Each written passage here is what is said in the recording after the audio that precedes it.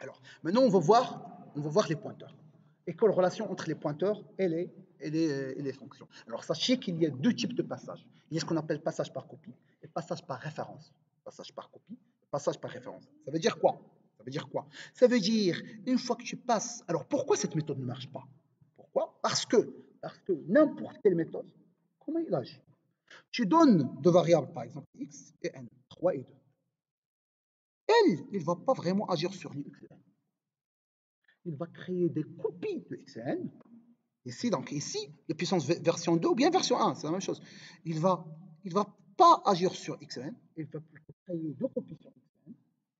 Il va faire les modifications, il va faire l'affectation, il va afficher, mais une fois qu'il affiche, il va sortir, mais une fois qu'il va sortir, les copies vont disparaître. Donc, si vous êtes là, vous aurez toujours la valeur 3 de x. Vous aurez la valeur 3 de x, non 9. Pourquoi? Parce que cette méthode, il a simplement créé une copie de x, il a fait la modification, il a fait la copie de x avec p, il a affiché quoi ici? Il affiche simplement la copie de x. Une fois que je suis ici, j'ai restauré le x. Il n'y a plus de copie. Donc ça va afficher 3. Ça ne va pas afficher 9 qui est la copie. Même si vous voyez que c'est x. Ok? Ça marche? Alors, solution, il y a plusieurs solutions. Il y a une solution qui permet ici de retourner x. Okay? Mais, alors, x égale. Comme ça permet vraiment d'afficher 9. Ça veut dire que je vais demander de prendre la copie et l'injecter dans x. Donc vraiment, ça va afficher 9. Et si ça va afficher 9, parce que x c'est 9, 9 à la puissance 9, 9 à la puissance 3, c'est 9. C'est incorrect, plus ou moins. Okay? Mais sinon, si vous voulez, je peux faire un double P ici. P égale double J, J égale. Mais, alors ici, c'est J. Mais jamais la valeur de x va être pas modifiée via cette instruction. X égale à P. Jamais il va modifier. Parce que ça va modifier la copie de x. Okay? Mais comme ça marche. Double J égale à puissance. Pourquoi? Parce que j'ai retourné en fin de compte la copie de x. La copie de x, là, je l'avais mis dans J. C'est correct. Okay? Mais x va être pas modifié ça ici via cette instruction. Okay? La puissance version 2, il est en train de manipuler la copie de x et non pas x. C'est ce qu'on appelle un passage par copie. Toutes les méthodes utilisent par défaut le passage par copie. Ça marche. Je vais vous donner un autre exemple pour qu'on puisse comprendre. Public void value int x. OK? Et je vais faire x++. Alors, printf just before value pourcentage d virgule x.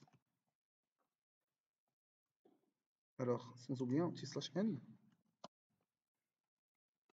x égale, alors, just after value pourcentage x égale. OK? Maintenant, qu'est-ce que je veux faire? Alors, alors, maintenant, imaginons que je veux invoquer cette méthode. OK? De x. Alors, je vais éliminer tout ça. Alors, imaginons que je vais x égale à 3. Okay? Imaginons que j'appelle la méthode value. Okay?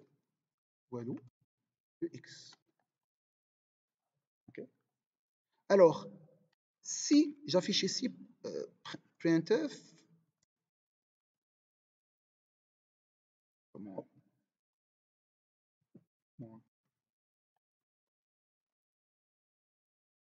printf just after main, la valeur de x égale.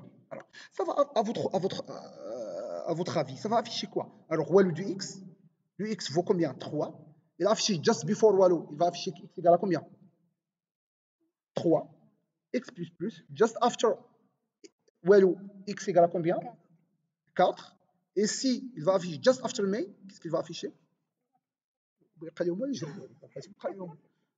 3. Pourquoi 3? Oui, parce que la méthode Walou, il est en train simplement de modifier juste la copie. Il n'a pas modifié la valeur de x. Donc c'est ce qu'on veut voir. Alors 3, 4, 0. Comment 0? X. Alors pourcentage de x, Walou. Pourquoi 0? شباب شوفوا لنا ديما لا printf just after main x pourcentage d x value de x. Ah oui, c'est pas un pourcentage d, comment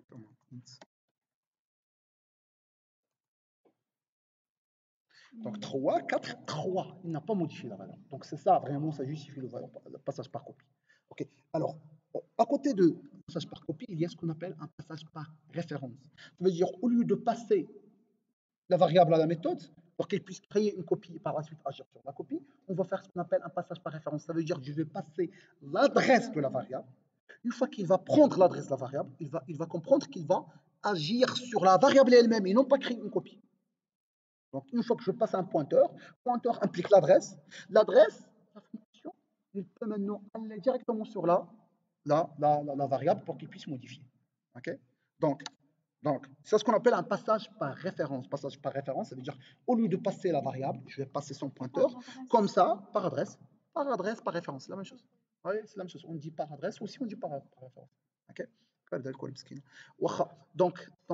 Donc, soit passage par adresse, soit passage par référence, je passe l'adresse, et par la suite, au lieu de faire une copie, je vais plutôt aller directement sur l'adresse et modifier la variable. Okay. Donc, c'est ce qu'on va faire. Donc, Walou, je vais la transformer.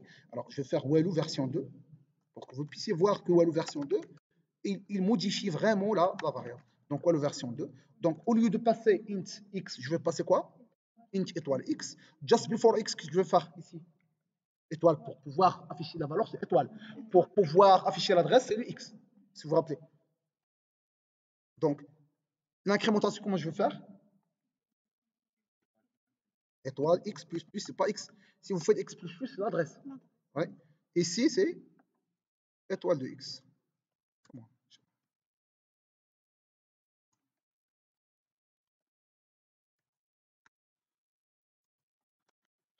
OK. Alors, ici, au lieu de déclarer int x, je vais faire quoi? Int étoile x. Bon, je dois déclarer dans un premier temps un int. X, OK, x égale à 3, OK, il n'y a pas de problème. Je dois déclarer. Mais pour le passage, je ne dois pas passer x. Je dois passer quoi? L'adresse. Alors, je vais faire walou version 2. Walou version 2. Et je vais passer l'adresse de x. Maintenant, vraiment, x va être modifié. Pourquoi? Parce que le fait de passer ici l'adresse, ça veut dire que je ne vais pas créer une copie. Ça veut dire que je vais vraiment agir sur la variable. Et ça veut dire vraiment que j'aurai la modification ici après l'invocation de la méthode. Alors, j'exécute. 3, 4, par la suite 4. Ça veut dire vraiment il a modifié. Ça veut dire que la modification qui a été effectuée par la méthode Walou V2, il a vraiment affecté la variable x. J'espère que c'est clair.